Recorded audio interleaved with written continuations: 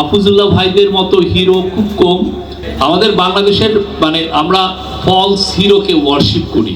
বাংলাদেশের পলিটিক্সকে উনি নির্মোহভাবে বিশ্লেষণ করেছেন।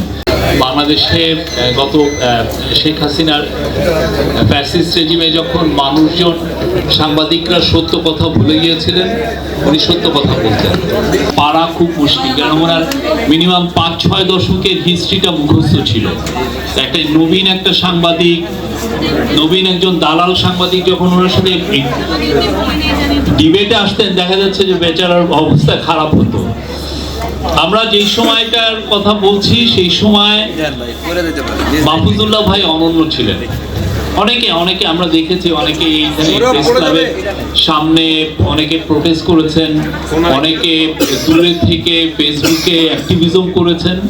কিন্তু মাহফুজুল্লাহ ভাই খুব সামনে থেকে টিভি ন্যারেটিভ যেটা তৈরি হচ্ছে সেটাকে উনি কনফ্রন্ট করেছেন।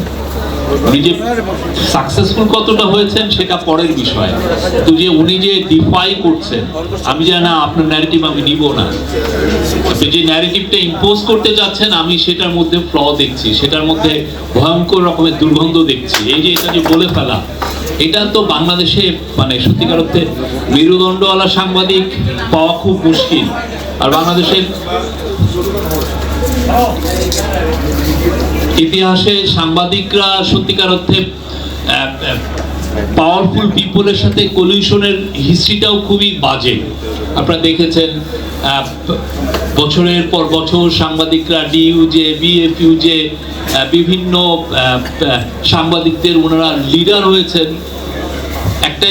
হয়তো একটা ভালো প্লট পাওয়া যাবে।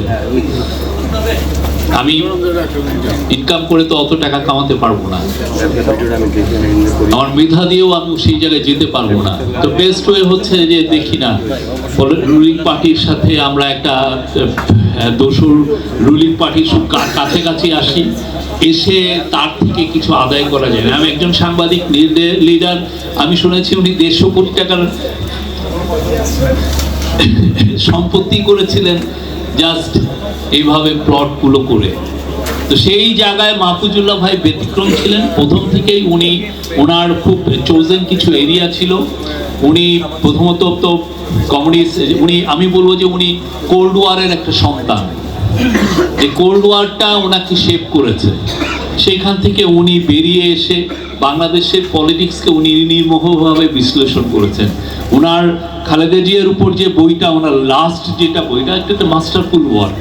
তার যে কোর্টের যে উনি বক্তব্য, সেটা ছাপার কারণেই যাদেরকে যে সময় লোকজনকে অ্যারেস্ট করা হয়েছে, বিএনপির অ্যাক্টিভিস্টদেরকে অ্যারেস্ট করা হয়েছে, উনি খালেদা জিয়ার জীবনী সেই সময় লিখেছেন, ইংলিশে লিখেছেন।